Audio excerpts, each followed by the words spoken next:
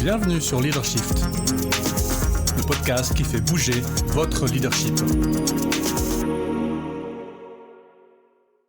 Bonjour, c'est Vincent. Bienvenue dans un nouvel épisode de Leadershift. Cette semaine, nous retournons dans notre série Le Leadership 2, série dans laquelle je prends des personnages fictifs et nous étudions leur leadership. Alors cette semaine, je fais une espèce de semi-exception, puisque vous avez vu dans le titre de l'épisode qu'on va regarder le leadership du Major Dick Winters, Richard Dick Winters, qui est un officier américain qui a œuvré pendant la Seconde Guerre mondiale.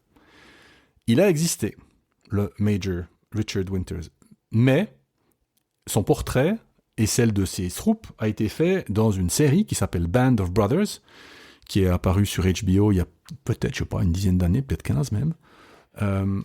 Et il a donc existé, mais moi je vais me baser sur la série pour vous parler de son leadership, donc plutôt de la version fictive de son leadership effectif. Alors Winters, je crois, est encore vivant, mais voilà, c'est beaucoup plus simple de se baser sur la série puisque vous pouvez la regarder et l'analyser finalement en même temps. C'est une belle série. Alors bon, il faut aimer les séries de guerre, hein, c'est la Deuxième Guerre mondiale, mais voilà, moi je vous recommande vraiment, puis je dirais peut-être une petite parenthèse, plus généralement, de faire ce genre d'exercice, de regarder peut-être votre série télé préférée ou d'autres séries avec ce genre de personnages et de voir comment le leadership fonctionne.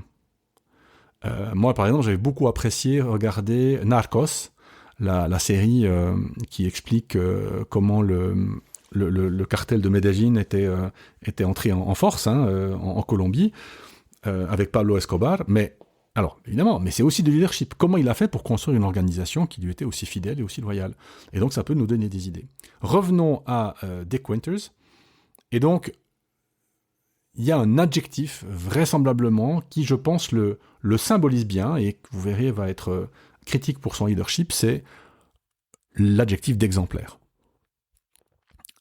Il a vraiment cette dynamique d'être extrêmement impliqué, c'est un officier opérationnel, et donc il est avec ses troupes à peu près tout le temps.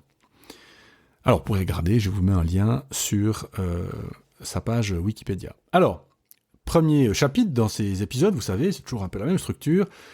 Quel est son style de leadership? Comment est-ce qu'on pourrait définir son style?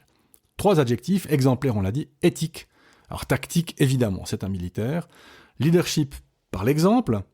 Donc déjà dans le 2e épisode, Winters est en première ligne, il prend des décisions sous le feu, sans jamais exposer inutilement ses hommes. C'est pas quelqu'un qui va volontairement vouloir faire du show-off ou vouloir montrer de quoi il est capable, mais c'est quelqu'un qui est peut-être un peu stoïque finalement, imprudent, tempéré, comme on l'a vu lors du dernier épisode. Et il ne demande jamais ou rarement ce que lui ne pourrait pas faire. Donc, un leadership de l'exemple. Deuxième chose, éthique et maîtrise de soi. Il refuse de céder à la méchanceté ou à la brutalité, même dans la guerre, et donc il rappelle souvent à ses hommes, il les rappelle à l'ordre lorsqu'ils perdent leur sens moral. Il y a une scène à dire assez brutale dans laquelle il y a un soldat américain qui abat des prisonniers allemands qui sont rendus, et donc voilà, il y a tout à fait une scène assez importante qui se déroule. Il y en a aussi une autre scène intéressante à propos d'une certaine éthique. C'est à la fin de la série, ou vers la fin de la série, Winters revient, et son tortionnaire d'entraînement, qui était le capitaine Sobel, qui était l'officier qui dirigeait l'école de recrues, si vous voulez, fait semblant de ne pas le voir. Et donc Winters le salue, et lui dit We salute the rank, not the man. Donc on salue le rang, mais pas l'homme. Donc il lui dit on peut ne pas être d'accord, toi et moi, finalement, tu peux me détester, parce qu'évidemment, il l'a dépassé, puis c'était une de ses recrues, et maintenant il est un major, est au-dessus d'un capitaine. Et donc il lui dit voilà, on peut ne pas s'aimer, mais on doit, entre guillemets, travailler ensemble. Donc on salue le rang, mais pas l'homme. Donc une fermeté, mais il n'y a pas d'humiliation. Il essaye pas, il s'arrête pas, il arrête pas sa Jeep, et il dit alors, comment vas-tu? Je t'ai bien eu. Voilà, il n'y a pas de méchanceté. Il y a de la malignité dans la victoire. De la malignité. Il est magnanime dans la victoire, pour le dire comme ça. Troisième élément de son style de leadership, donc exemplaire, éthique, et alors évidemment tactique. Leader sans ego, il organise très bien les choses, ce n'est pas à propos de lui, il garde cette espèce de posture très sobre, très pratique, très pragmatique, presque un petit peu effacé finalement. Et donc on verra que c'est une bonne nouvelle pour beaucoup de leaders d'entre nous. Alors, moment clé, citation révélatrice, surtout des moments clés, il n'a pas peur de se confronter au capitaine Sobel, dont je vous ai parlé avant, qu'il juge certes inapte au commandement, pas par ego, mais simplement pour protéger ses hommes, pour protéger l'unité. Et donc, à un moment donné, il est devant des supérieurs, donc des colonels ou peut-être des gens très très élevés. Il dit, mais on lui pose la question, mais pourquoi est-ce que vous faites ça ? Il dit, parce que Sobel n'a pas le respect des hommes. Et donc, c'est un danger pour l'unité.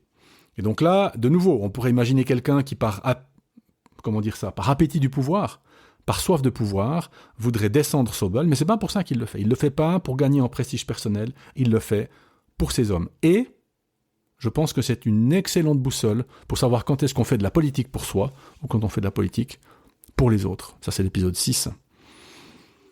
Il y a aussi un moment intéressant, c'est dans la fatigue morale qui, évidemment, une fois qu'ils sont sur le front, en France en particulier, ça devient très très difficile à gérer. Et donc, il perçoit les effets de la guerre sur ses hommes, sur ses troupes. Et donc, voilà, il essaye d'aménager, quand pousser, quand tirer, quand écouter. Et donc, il adapte son style au contexte dans lequel ses troupes évoluent. Donc, il joue jamais au héros, il observe, il ajuste, il encadre, mais il ne se met pas, lui, absolument devant. Alors, face au changement, réaction vis-à-vis des dynamiques, face au changement, il s'adapte à l'évolution de ses responsabilités, puisqu'il grade. Il accepte les promotions, ça ne veut pas dire que c'est quelqu'un qui va rester soldat, mais il ne les cherche pas. Il fait son travail du mieux qu'il peut avec ses troupes, et ma foi, ce qui arrive. En temps de crise, ne cède jamais à la panique. Il reste lucide, il reste ordonné, et vous savez que ce facteur de stabilité est important pour les gens qui dépendent de vous. Alors on n'est pas tous alarmés, mais dans un contexte de crise comme le contexte actuel, cette stabilité qu'on peut un peu amener aux gens permet vraiment de gagner en confiance et en crédibilité. Face à l'agressivité, il ne surenchérit pas, il garde sa ligne, même face à des officiers souvent destructeurs, des gens qui, eux, alors sont pas bien dans leur tête. Et face à la passivité, alors il motive comment ? Par la présence, par le respect, par la rigueur. C'est pas quelqu'un qui harangue, c'est pas un charismatique, Winters. C'est un exemplaire. Et ça, c'est une très bonne nouvelle, parce que du coup, c'est pour ça que les gens, celles et ceux d'entre vous, qui avaient plutôt un leadership ou un charisme, je dirais de calme, d'observation, eh bien, regardez cette série, parce qu'il y a, à mon avis, d'excellentes manières et d'exemples de comment faire si je ne suis pas quelqu'un qui sait discourir pendant des heures en passionnant les gens par mon discours. Eh bien oui, il y a aussi des manières d'être charismatique sans avoir ce discours-là. Par rapport au modèle de leadership, à quel modèle est-ce qu'on peut le comparer ? Alors évidemment, le leadership serviteur, très clairement. Le leadership transformationnel aussi, puisque Easy Company, qui est sa compagnie, devient légendaire grâce à sa culture et pas seulement grâce à ses victoires. Donc on voit qu'il y a une espèce de transformation de l'unité qui se fait grâce à son leadership. Alors il a certes un leadership assez opérationnel. Il est très bon dans la prise de décision sous stress, donc il est très très bon là-dedans. Je pense que c'est une des raisons pour laquelle il est promu. Et puis, il a un modèle un peu original de leadership, j'en parlais tout à l'heure, un modèle rare de force tranquille, on pourrait l'appeler. Il n'est pas vraiment autoritaire, il n'est pas très charismatique, au sens classique, mais alors, il fédère absolument incroyablement bien. Avec le monde réel, comment est-ce que ça résonne ? Eh bien, c'est un modèle de commandement silencieux. Vous savez, tous ces CEO d'énormes entreprises, d'énormes groupes de 500 000 personnes qu'absolument personne ne connaît. Tout le monde connaît Elon Musk, mais en termes de leadership, il y aurait des choses à dire. Et donc, un mode de commandement silencieux, il inspire sans faire de bruit, et ça, je trouve que c'est très, très, très intéressant. Il a une pertinence contemporaine parce que il montre cette maîtrise de lui-même, cette intégrité, cette action juste, je dirais presque éthique, même dans un cadre militaire, ce qui est intéressant.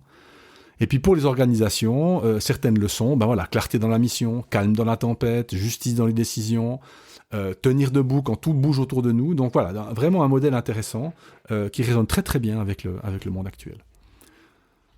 Alors, limites et zones de fragilité, vous savez que c'est la section dans laquelle on se dit, bon, si on poussait ça jusqu'au bout, qu'est-ce qu'on obtiendrait ? Là, c'est un modèle qui est extrêmement difficile à reproduire parce que tout le monde n'a pas sa rigueur mentale, tout le monde n'a pas sa résistance, tout le monde n'a pas son calme, mais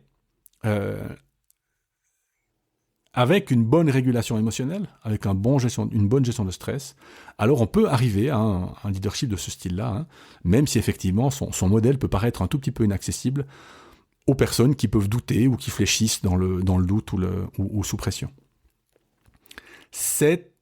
La limite, c'est clairement un leadership fondé sur la guerre et les dynamiques de guerre, et donc c'est relativement transposable, mais pas complètement, puisque son style reste lié à une culture militaire dans laquelle les entreprises ne sont pas. Ça, c'est clairement une limite.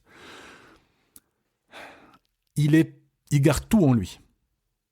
C'est quelqu'un qui absorbe. Et donc ça, ce manque d'expression émotionnelle, c'est une posture qui peut créer une distance affective claire.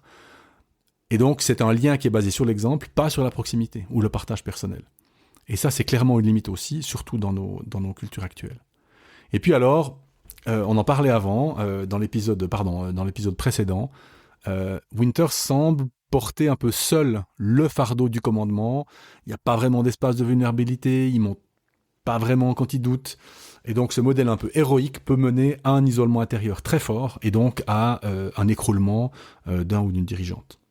Mais, pour conclure cet épisode, je pense que le Major Winters est un exemple intéressant. Je vous en parle parce que je trouvais que c'était finalement, je ne vais pas dire un signe d'espoir, c'est un peu beaucoup, mais si vous ne vous pensez pas charismatique, parce que vous avez une définition du charisme qui est extrêmement basée sur la parole, le verbe, la rhétorique,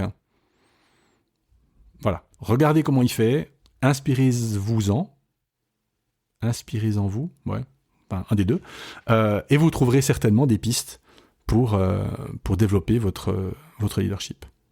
Voilà, c'est la fin de cet épisode. J'espère qu'il vous a plu. À la semaine prochaine. Ciao.